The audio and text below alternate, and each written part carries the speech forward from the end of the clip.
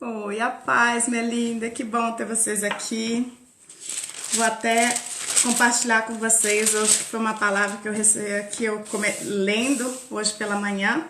Estava lendo Provérbios 24, no versículo 3. Com sabedoria se constrói a casa e com discernimento se consolida. Pelo conhecimento, os seus cômodos se enchem do que é precioso e agradável. Vamos encher hoje os cômodos do nosso coração com o que é precioso e agradável, que é a palavra de Deus, né?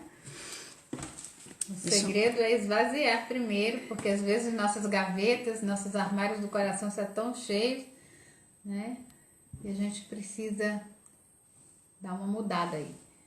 Oi, Selma, tudo bom? Oi, Edi, tudo bom? Olá, meninas! Né? E eu tô mandando aqui o convite pra ela, mas eu não sei o que eu... Não é isso. Eu sempre me pergunto o que eu estou fazendo ou o que eu não estou fazendo. Mas ela já tá chegando. Já confirmei pelo telefone que ela tá entrando. Aqui a Malá. Não. Enquanto isso, a Lana pode continuar conversando. Eu só tô aqui no... Pois é. Eu tô nesse dia de folga aqui, visitando nossa amiga Érica Baldinger, redondezas maravilhosas, tudodebom.com. Ela chegou. E tem sido um tempo muito, né? Chá com amiga, chá com a palavra de Deus. Oi! Graça e paz. Graça Tudo e jóia. paz, tudo bem? Tudo Graças a jóia? Deus. Amém, graças a Deus. Hoje eu tô com reforço. Pois é. Tá bom. Também vou arranjar um por aqui. Então tá bom. As meninas Mas que estão coisa entrando. boa. Coisa boa. Que bom tê-la de volta aqui. Que É um saudade. prazer muito grande. Né? Hoje de manhã tivemos uma reunião, Naíma, Helena e eu, porque agora Sim. vamos pela Turquia, né? Oh, Como assim?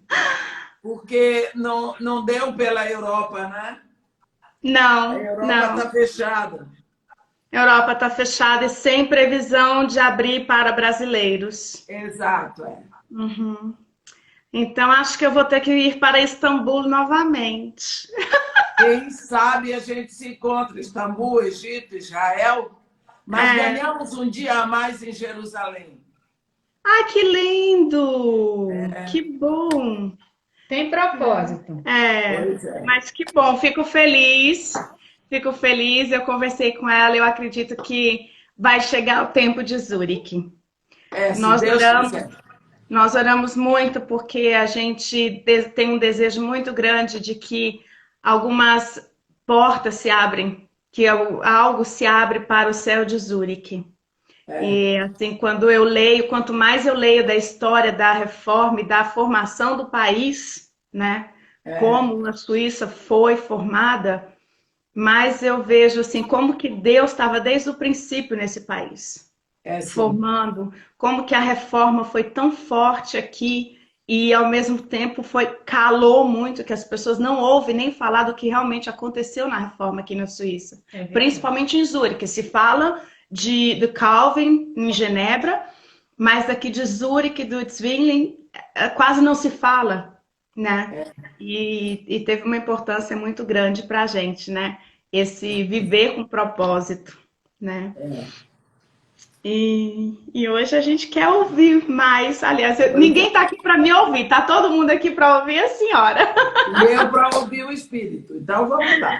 Amém. Queremos ouvir o que o Espírito colocou no coração da senhora para a gente nessa tarde, nessa noite, né? Sobre propósitos, né? Que nós estamos vivendo um tempo de identificar o nosso propósito, né? A gente tem esse desejo de falar assim, Deus, o que realmente é o propósito que o Senhor tem colocado no meu coração, porque a gente não quer falhar, a gente não quer ficar dando murro em ponta de faca, como a gente fala no Brasil, né? Sim. A gente quer caminhar assim naquilo que o Senhor tem pra gente, né? E eu acho que tem algumas coisas que o Espírito fala, né, que nos dá essa direção. Sim. Então, já estou com a palavra. Toda sua! Cheia de expectativa. Então, mais uma vez, Vamos graça lá. e paz, que nós sejamos totalmente sensíveis à direção do Espírito Santo e que o Senhor Deus, nosso Pai, seja glorificado e que tudo que acontecer aqui seja para a honra e glória do Pai, em nome de Jesus. Então, eu quero convidar os irmãos a abrirem a Bíblia na segunda carta de Paulo aos Coríntios, no capítulo 3. Segunda carta de Paulo aos Coríntios, capítulo 3. Vamos ler a partir do versículo 2. Segunda carta de Paulo aos Coríntios, capítulo 3, versículo 2. Vós sois a nossa carta, escrita em nosso coração, conhecida e lida por todos os homens, estando já manifestos como carta de Cristo, produzida pelo nosso ministério, escrita não com tinta, mas pelo Espírito do Deus vivente, não em tábuas de pedra, mas em tábuas de carne, isto é, nos corações.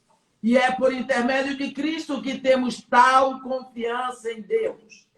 Amém? Amém. Nós temos aqui diante de nós uma palavra direta do apóstolo Paulo sobre a intenção de Deus em nós, não é? Primeiro, quando a Bíblia diz em João 3,16, a Bíblia diz uma palavra que é seguramente a maior mensagem de Deus enviada ao homem. Porque Deus amou o mundo de tal maneira, deu seu Filho unigênito, para que todo aquele que nele crê não pereça, mas tenha a vida eterna. Esta é seguramente a maior mensagem enviada ao homem. Que mensagem é essa? O Verbo de Deus, a Palavra de Deus, o Filho de Deus. Um dia esse Filho disse, assim como o Pai me enviou, eu vos envio. Meu Pai me enviou com uma mensagem dele a vocês, e eu vos envio como uma mensagem minha para o mundo. Nós aqui vimos que quando Deus enviou seu Filho para demonstrar o seu amor, agora ele nos envia como uma carta escrita não com tinta, mas com seu Espírito, com o Espírito do Deus vivo, ao mundo perdido, esperando uma resposta, querendo uma explicação. O mundo, principalmente agora, tem consciência que não sabe de nada. A ciência está perdida. Os bacteriologistas não sabem o que é isso. Os cientistas não sabem o que é isso. Ninguém sabe. Mas existe a explosão tecnológica que marca uma época, e essa época é o final dos tempos, porque Deus diz por boca do profeta Daniel, o saber multiplicará, sela o livro até o final dos tempos. O saber se multiplicará. Então, essa multiplicação, esse incremento tecnológico, esse avanço todo é característica dos tempos finais. Mas exatamente quando o homem mais pensa que sabe, ele não sabe nada. Todos têm medo, todos se preocupam. Ninguém sabe de onde veio, para onde vai, quanto tempo demora, como é. Ninguém sabe. O mundo está perplexo, o mundo parou. Sabemos que existe alguma coisa acontecendo. Nos recolhemos em casa, uns contra a vontade, outros com medo. E todos somos atingidos por um vírus que a única coisa que nós sabemos dele é que ele mata. E mata por asfixia. E isso na Bíblia é morte de maldição. Agora, e nós? E nós? A Bíblia está dizendo que nós somos uma carta enviada. Nós não temos uma carta, nós somos a carta. Nós somos a palavra de Deus enviada. Quando você recebe uma carta, quando uma carta chega na sua casa, algumas perguntas vão surgir. E a primeira é: a quem esta carta é endereçada? Porque ela é endereçada a uma pessoa. A família pode ter 10 pessoas morando no mesmo endereço, mas aquela carta é endereçada a uma, então nós vamos ver a quem ela é endereçada. E quando descobrimos, entregamos a essa pessoa. E nós, que somos cartas de Cristo, a quem somos endereçados? Esta carta, que é você que está me ouvindo, e que sou eu, é endereçada a quem crê. Qualquer pessoa que você encontrar, você, como carta de Cristo, tem algo que ela precisa. E esta coisa que você precisa é muito mais importante do que imposto que você precisa pagar. É mais importante do que um aumento de salário. É mais importante do que uma novidade política. Todos precisam da mensagem que você é e que você tem. Porque todos precisam da esperança que está em você. O mundo está precisando de você. Esta é a sua vocação. Deus podia nos ter posto no mundo no século XV ou no século XIX, quem sabe até no século XX, mas Ele quis que nós fôssemos a igreja dele do século XXI. Deus nos enviou como mensagem dele agora, neste momento. Deus quer que você seja a palavra dele agora, nesta quarentena. Deus tem esse propósito para você. Agora, quem é o remetente da carta? É a segunda coisa. Quando você entrega a carta, a pessoa olha para ver quem é o remetente. Aqui, daqui a pouco, lá para outubro, vamos começar recebendo umas cartas de pessoas que nunca nos viram, de pessoas que nós não vimos. Chegam as cartas dos políticos, pedindo voto, chamando você de amigo, outros lhe chamam de irmãos. Chegou a hora. E seguramente, quando eu vejo aquela carta com o meu nome, eu olho atrás, deputado fulano de tal, tchan, tchan, tchan, tchan, vai direto para o lixo. Não conheço, não estou interessado, não vou ler, já sei o que contém. Por quê? A identidade do autor vai determinar o nível de interesse do leitor. Sabia? Então, você é uma carta cujo remetente é Cristo. O seu assunto é Cristo.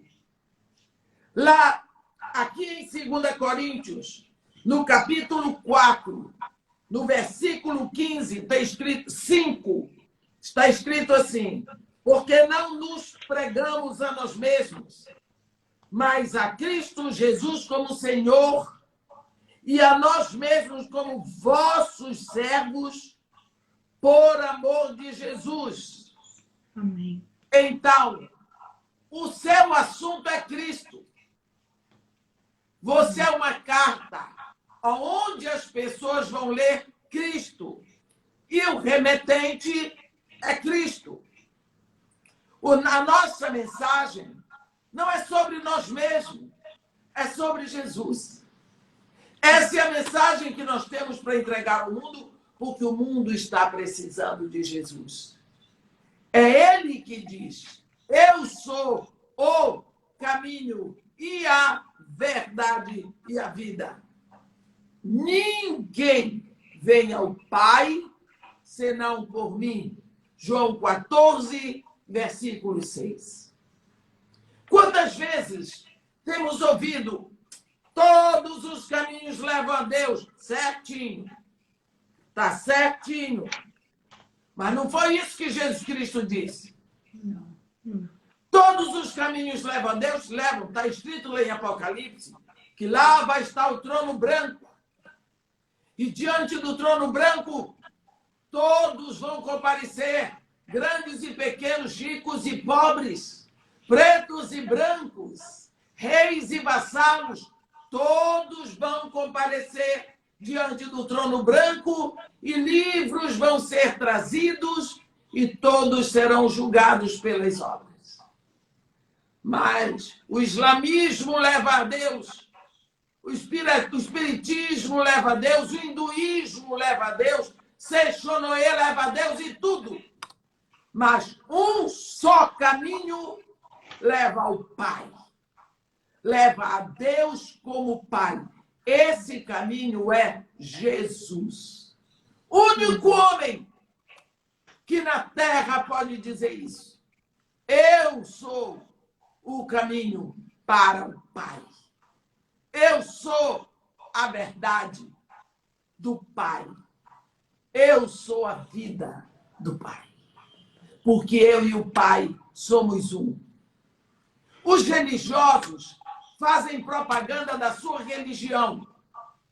Nós pregamos a Cristo, como acabamos de ver aqui em 2 Coríntios 4, no versículo 5. Nós pregamos a Cristo. E isso é importante. Será mesmo que as pessoas estão interessadas em Jesus?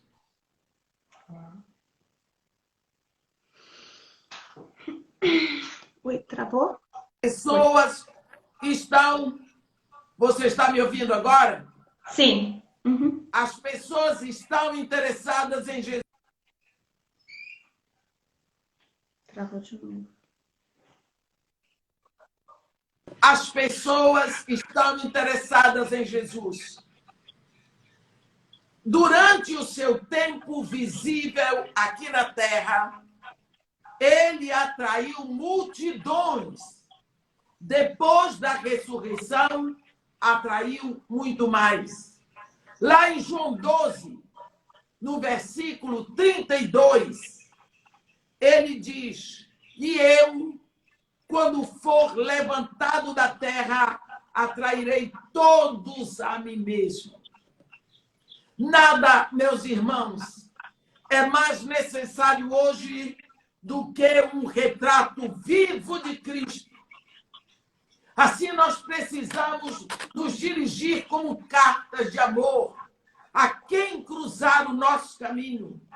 Quando Deus nos colocou aqui, ele já tinha uma vocação para nós, ele já tinha um propósito para nós, ele nos colocou aqui para ser a carta de amor dele nesses últimos tempos.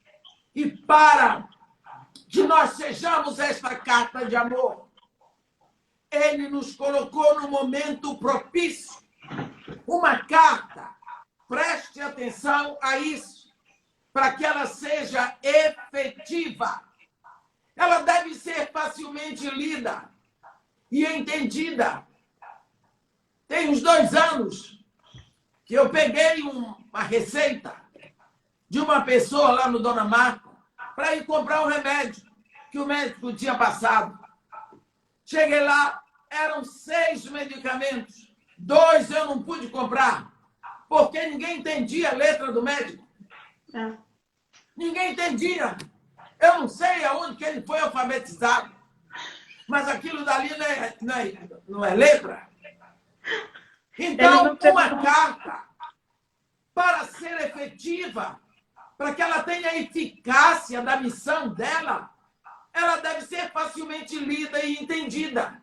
Assim, para que as pessoas olhem para você e leiam bem, e leiam sem distorções a mensagem que Jesus manda através de você. Você precisa saber que Jesus está enviando você e ele quer que a mensagem seja recebida. Então é preciso que você saiba o seu estilo de vida. Não pode ter distorções. Você tem que ser uma pessoa aberta, simples, direta, verdadeira. Sua vida tem que estar na luz. Distorções não podem haver no nosso comportamento. Crente que ri de piada imoral, crente que ri no meio dos outros daquilo que não tem graça nenhuma, daquilo que devia ser vergonhoso. A primeira distorção que nós precisamos evitar para sermos cartas diretas de Deus é a desonestidade. Quantas vezes temos visto crentes que se esquecem de pagar as suas contas, nunca esquecem de receber, mas esquecem, tem problema de amnésia na hora de pagar. Tomam dinheiro emprestado, esquecem de devolver, esquecem seus horários. Ainda dizem que o horário tem que ser britânico, o horário não tem que ser britânico, o horário tem que ser cristão. Temos que ser honestos. Quantas vezes roubamos o tempo do nosso trabalho na companhia? A companhia está lhe pagando para você trabalhar 8 horas por dia. Ficar vadiando daqui para lá, fazendo fofoca no telefone, você está roubando o tempo que a companhia está lhe pagando. Temos que ser sérios. Isso não é hábito britânico, isso não é hábito europeu, isso é hábito de filhos de Deus. Sim.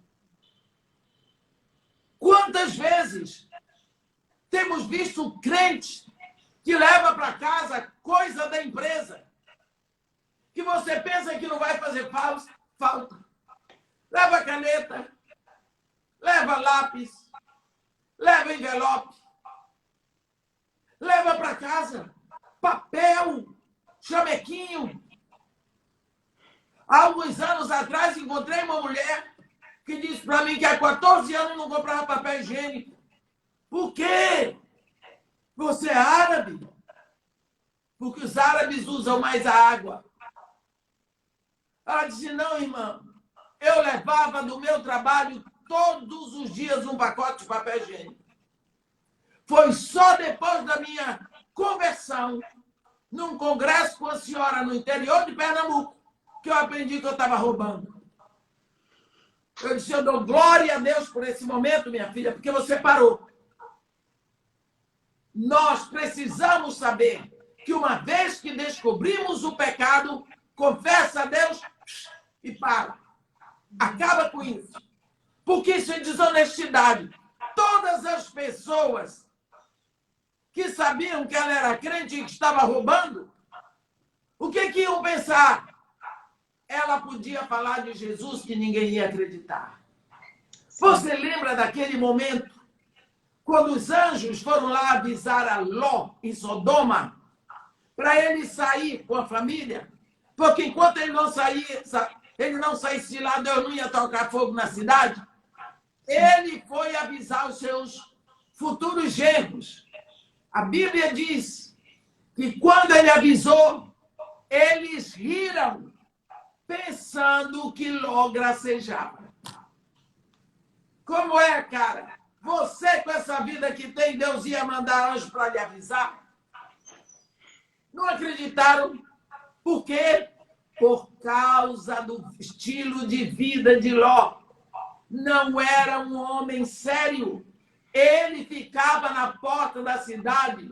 Ficar na porta é ficar em lugar de autoridade.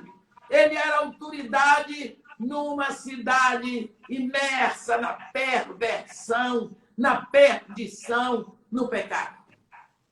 Está vendo? Quando você não tem uma vida limpa, você não tem autoridade para abrir a boca e dizer que você é filho de Deus. Outra distorção que nós precisamos evitar nas nossas vidas: murmurações. Quando você se sente injustiçado, ou o seu chefe lhe pede para fazer algo mais, você sai murmurando. Isso faz com que você seja uma mensagem prejudicada. Porque tudo o que nós fazemos, nós precisamos fazer como para o Senhor. Precisamos ter alegria no trabalho. Jesus Cristo diz: meu Pai trabalha até hoje e eu também trabalho. Trabalha a bênção, meu irmão. A maldição que veio por causa do pecado é que trouxe a fadiga para o trabalho, mas o trabalho em si é bênção. Precisamos parar de gungusmos, que é murmuração no grego. Sair falando entre os dentes, fecha a cara. Eu fui pago para trabalhar 8 horas. Trabalhe 9. Dei uma de presente ao pai em nome da companhia. Você vai ver que alegria poder estender a mão para quem tem muito para lhe dar. Outra distorção do nosso estilo de vida que pode prejudicar a carta que nós somos é fazer o nosso trabalho mal feito. A Bíblia diz em 2 de Pedro que quando Deus nos chama, Ele nos dá a fé suficiente para aceitar Jesus. À medida que nós vamos acrescentando qualidades, Deus vai multiplicando a nossa fé. A primeira qualidade que nós adicionamos logo depois da conversão, o apóstolo diz que é virtude. Virtude do grego arete, que significa excelência moral. Excelência moral. Nós temos que começar a fazer tudo o melhor possível. Se você é estudante, tem que ser o melhor. Se você é mecânico, tem que ser o melhor. Se você é pregador, tem que ser o melhor. Se você é médico, tem que ser o melhor. E ir melhorando, melhorando, melhorando, porque isso significa ser filho de Deus. Nós somos chamados à excelência. Não é para fazer tudo de qualquer jeito, não. Envergonhe-se de não buscar a excelência. Porque é dessa forma que você vai mostrar ao mundo que você é uma carta viva que anuncia Jesus. As pessoas têm que olhar para você e saber ler Jesus na sua vida. Outra distorção. Crente de mau humor. Que você seja sério, tudo bem. Você tem o direito de ficar triste? Tem. Tem o direito de chorar? Tem. Mas mau humor não venha, não. Mau humor, já a primeira palavra, mal, não é de Deus. Não é de Deus. Se você está triste, vai lá no cantinho do seu pai, derrama tudo lá e pronto. Onde já se viu isso? Ainda crente de calo duro, como se diz lá na Bahia, calo duro. Ah, agora tem um nome moderno para isso. É porque ele é bipolar. Bipolar. Deixa o Espírito Santo ajeitar seus polos e você vai ver que você vai parar com a história de bipolaridade. Ah, mas a irmã não sabe, sou doutorada em psicologia. Hein? Nunca vi tanta bipolaridade como agora. Tem nome para tudo. Bipolaridade é bem diferente do que vocês têm dito por aí, viu? Não é não?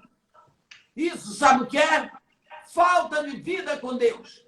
Não ter ido para o cantinho com seu pai. Jesus Cristo disse, entra no teu quarto e fecha a porta e ora ao teu pai em secreto. E o teu pai que te ouve em secreto te recompensará. Se você entra no quartinho para ficar com seu pai do céu, você entra lá triste, sai de lá pegando fogo. Eu conheço isso. Eu conheço isso. Outra distorção, ressentimento. É aquele crente não me toque, tudo dói. Tudo que atinge ele acerta o ego enfermo dele. Não é que você seja sensível, você tem ego enfermo. E não está deixando Jesus curar. Por quê? As pessoas vivem para fazer a sua vontade. E você não vive para fazer a vontade daquele que lhe enviou. É só isso. Tudo que atinge você dói. Tudo. Distorção. E outra distorção é você querer parecer o santo, diferente, o melhor de todos no seu trabalho. Você é melhor de todos, você é o santarrão, você é o certinho, antipático. Você não precisa avisar para ninguém que você é santo. Deixa que as pessoas descubram. Deixa que as pessoas vejam, que leiam você, que o admirem você. É isso que nós precisamos fazer. Como você deve ser lido e apreciado por todos, seja uma mensagem de vida de Deus para todos os que cruzarem o seu caminho. Para todos que lerem você. Procure melhorar, né? Ninguém nasce pronto. Nós vamos melhorando todos os dias. Hoje de manhã eu estava na fila no banco, ali no Bradesco. Que dor, viu? Que dor. Você ficar lá em pé, chega a hora de abrir, ninguém abre. Depois chama um. Depois de 15 minutos, chama outro. E lá, veio o senhor e disse, ei, para mim, ei. Eu olhei para ele, ele disse, não adianta se esconder atrás dessa máscara. Eu sei quem é a senhora. Eu disse, muito obrigado. Bonita assim, que nem eu, não podia ser outra. E aí nós começamos a rir. Começamos a rir ali. E daquele momento em diante, descobriram que eu era irmã de Meia. 4 pessoas lá me conheciam e começamos a louvar a Deus. Pronto. Ninguém mais reclamou que estava demorando. Por que reclamar? Estamos vivos. Quantos gostariam de estar na fila do banco? E nós estávamos lá. Fomos andando, saímos andando, pagamos conta, pegamos dinheiro, isso não é bom? É bom. Vamos olhar para o alto, meus irmãos. Quando você recebe uma carta, você quer saber o que ela diz, não é? Sim. Aqui mesmo, em 2 Coríntios, que nós lemos, algumas palavras saltam aos nossos olhos. Aqui diz que nós somos transformados, transfigurados, de um degrau de glória em outro, em outro, em outro, e isso vem do Senhor, que é o Espírito. Aqui também, em 2 Coríntios 5, no versículo 17, diz, se alguém está em Cristo, é nova criatura, e no capítulo 4, no versículo 2, está escrito: pelo contrário, rejeitemos as coisas que por vergonhosas se ocultam, não andando com astúcia, nem adulterando a palavra de Deus. Antes, nos recomendamos à consciência de todo homem, na presença de Deus, pela manifestação da verdade. A mensagem de Deus em nós deixa bem claro que não somos as mesmas pessoas que nós éramos antes da nossa conversão. Somos outras pessoas. Somos diferentes. Não deixamos de ser pecadores. Ainda somos pecadores, mas nós vamos sendo a palavra de Deus transfigurados. O plano de Deus para nós é essa transfiguração. Em Romanos 8, no versículo 29, está escrito assim: e aqueles que de antemão conheceu, a esses também predestinou para serem feitos conformes à imagem de seu Filho. Está vendo? Então, ele nos dá o Espírito e o Espírito vai trabalhando. Vai trabalhando em nós santificação, porque nós fomos salvos de uma vez. Fomos salvos pela graça de Deus, não fizemos nenhum esforço. Agora começa o trabalho da santificação. Como Jesus Cristo disse, porque esta é a vontade do Pai, a vossa santificação. Santificação sem a qual ninguém verá a Deus. Então, precisamos ver. Cristo nos mudou mentalmente. Nós fomos transformados pela renovação das nossas mentes. Isto está lá em Romanos 12, no versículo 2. Rogo-vos, porém, irmãos, pelas misericórdias de Deus, que apresenteis os vossos corpos por sacrifício vivo, santo e agradável a Deus, que é o vosso culto racional. E não vos conformeis, não andeis conformes este mundo, mas sede transformados, transfigurados pela renovação da vossa mente, para que possais experimentar qual seja boa, agradável e perfeita vontade de Deus. Cristo, desde o dia que nós o recebemos como Senhor, para que Ele seja o nosso Salvador, Ele começou o trabalho pelo Espírito Santo, um trabalho de transformação, de transfiguração.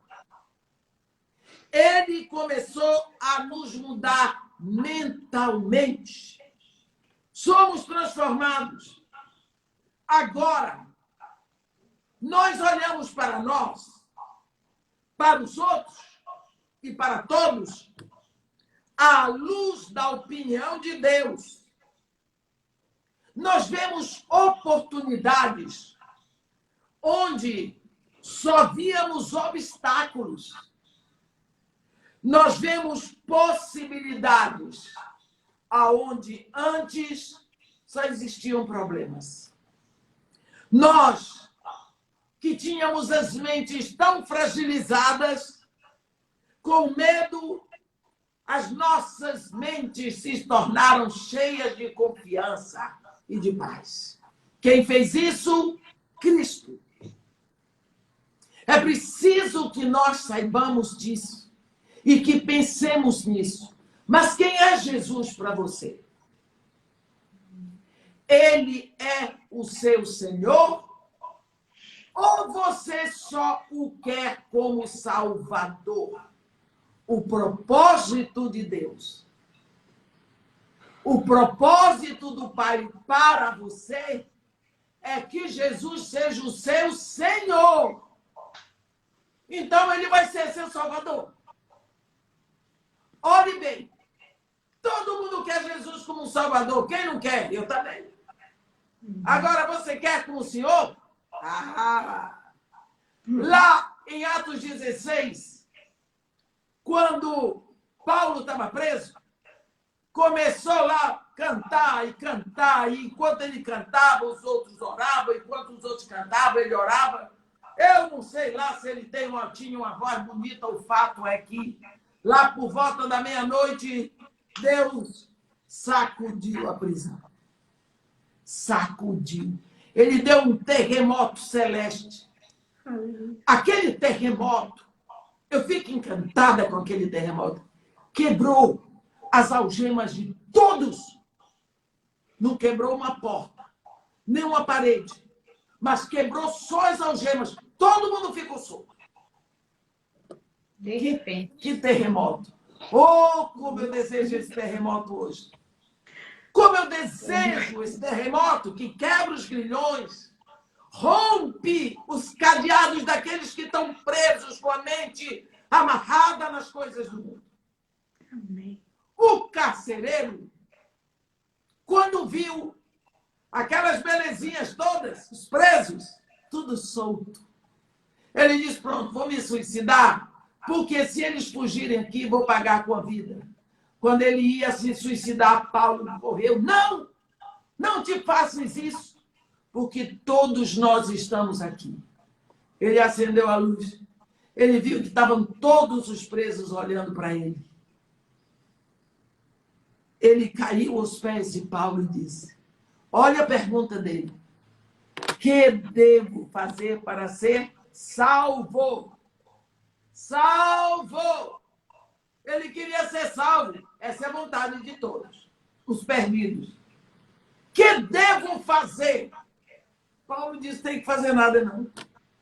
Crer no Senhor. Ele não diz crer no Salvador, não. Ele diz crer no Senhor Jesus. Consequência, será salvo. Tu e tua casa.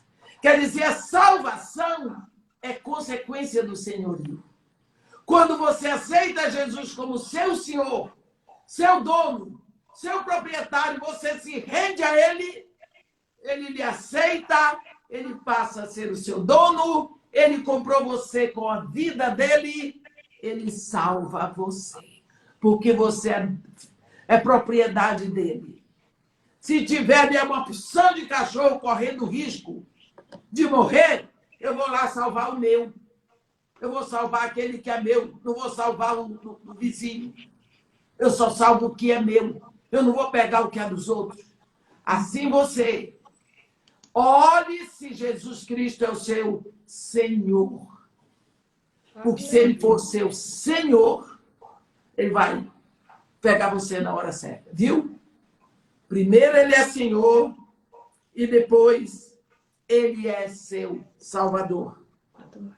Ele nos mudou mentalmente, mas também nos mudou moralmente. Olha, aqui em 1 Coríntios, nós temos uma lista horrorosa, uma lista terrível. É um estilo de vida muito familiar, que está aqui. Paulo diz, 1 Coríntios 6, versículo 9. Ou não sabeis que os injustos não herdarão o reino de Deus? Não vos enganeis. Nem impuros, nem idólatras, nem adúlteros, nem efeminados, nem sodomitas, nem ladrões, nem avarentos, nem bêbados, nem maldizentes, nem roubadores herdarão o reino de Deus. Mas aí vem então um glorioso versículo 11. Tais fostes alguns de vós, mas vós vos lavastes, mas fostes santificados, mas fostes justificados em o nome do Senhor Jesus e do Espírito do nosso Deus. Nós vemos que ele transformou o nosso caráter. Ele também, além de nos mudar mentalmente e moralmente, ele nos mudou espiritualmente. Antes, nós não éramos capazes de saborear a palavra de Deus. Não éramos capazes de saborear seu ministério, seu estilo. Agora, temos vida pela habitação do Espírito em nós. Não somos mais naturais. Como está escrito aqui em 1 Coríntios, no capítulo 2, no versículo 14, o homem natural não aceita as coisas do Espírito de Deus porque eles são loucura e não pode entendê-las porque elas se discernem espiritualmente. Porém, o homem espiritual julga todas as coisas, mas ele mesmo não é julgado por ninguém. Agora, nós somos espirituais. Nós vemos que nós podemos levar todas as pessoas a lerem em nós aquilo que Jesus mudou. E ele pode fazer o mesmo com quem lê a nossa Bíblia. As pessoas, muitas, a única Bíblia que vão ler é você. É a sua vida. É pelo que ele vê em você que ele vai a Jesus. Portanto, meus irmãos, o propósito de Deus para nós, se nós queremos viver o propósito santo de Deus para nós, é que nós sejamos a mensagem viva do seu trabalho, do seu amor, da sua misericórdia, da sua graça pelo mundo. É hora de nós sermos o showroom da graça de Deus, que o mundo possa olhar para cada um de nós e ver Cristo em nós, ver o amor de Deus, ver que nós somos transfigurados e não precisar pensar quem é você, por que você é diferente. As pessoas vão se encantar, vão querer esse Jesus, nós poderemos falar dele. Eu também fui assim. Mas Cristo me mudou. Pela sua bondade e pelo seu amor. Ele pode fazer o mesmo por você. O propósito de Deus para nós é que sejamos santos. Amém. Santos. Esta é a vontade do Pai. Que sejais santos e irrepreensíveis perante Ele. E com amor vos predestinou para Ele, para a adoção de filhos, mediante Cristo Jesus. Portanto, se você quer uma vida com propósito, seja o propósito de Deus feito em você. E que você possa expressar esta outra cidadania, este outro passaporte, esta situação nova que você vive, esta alegria de aqui na terra, em meio a todas as dores, sorrir, porque você sabe quem é que habita dentro de você. E quem é aquele que especificamente lhe botou aqui agora, para que você seja a expressão exata do seu ser. Amém? Amém. Que Deus nos abençoe e nos guarde. Que faça resplandecer o seu rosto sobre nós. E tenha misericórdia de todos nós. Amém. Seja uma carta viva de Jesus. O remetente é Ele, escrito pelo Espírito Santo, que as pessoas possam ler o amor de Deus, olhando e vivendo com você. Amém. Amém. Amém. Preciosa a sua palavra, essa palavra do coração de Deus, preciosa. A tempo justo. Como diz em Abacuque 2, Deus diz ali ao profeta que Deveríamos escrever nas tábuas para quem passasse correndo, ver o que está escrito. E essas tábuas vivas que nós devemos, né, ser. Assim mesmo, essas cartas vivas. Para que todos possam ler em nós, mesmo que passem correndo. E esses tempos têm sido muito agitados. As pessoas estão todas ocupadas com seus interesses, com suas coisas e a pandemia. E é sempre, né, mais uma novidade para nos roubar a palavra de Deus. Mas essa palavra veio hoje com força para nos trazer à memória. Nós somos aquele documentinho, assim, o RG de Jesus, a identidade de Cristo que as pessoas podem ver. Eu fiz tantas anotações, Seja o propósito de Deus. Propósito. Que lindo, tremendo. Muito, muito lindo. Eu abri agora para as pessoas, para quem quiser ainda fazer uma pergunta, nós ainda temos 7 minutos. Meu Deus, como passou rápido. Como o tempo voa. O tempo bom passa voando. Realmente, quando a gente está ouvindo algo tão lindo, maravilhoso, eu achei que agora que estava 40 minutos, temos 7 minutos. Nada. Vai rapidinho. Foi muito rápido. Estamos tão agradecidos. Estamos todas nós aqui do Chá com Bíblia. Todas as meninas do Chá com Bíblia estão aqui na live. Que coisa boa. Eu vou até convidar as meninas que quiserem. Eu vou colocar aqui o link aqui para a gente entrar no Zoom rapidinho, como nós fizemos da última vez, quando a missionária esteve aqui. Depois nós entramos no Zoom rapidinho para que a gente pudesse compartilhar um pouco tudo que Deus falou nesse momento e orar e agradecer, que foi um tempo maravilhoso. Uma palavra que foi fundo. Foi realmente para esse tempo. Assim, realmente eu estou em obediência aí com a pastora Érica. Ela que pediu esse tema. Não foi? Foi. Amém. Amém. Preciosa. Todas as vezes que eu ouço a senhora falar, eu tenho que me controlar para não chorar. De alegria, de agradecimento. Às vezes eu sinto assim aquela vontade de estar aí pertinho da senhora agora, encostar meu ombro assim e agradecer.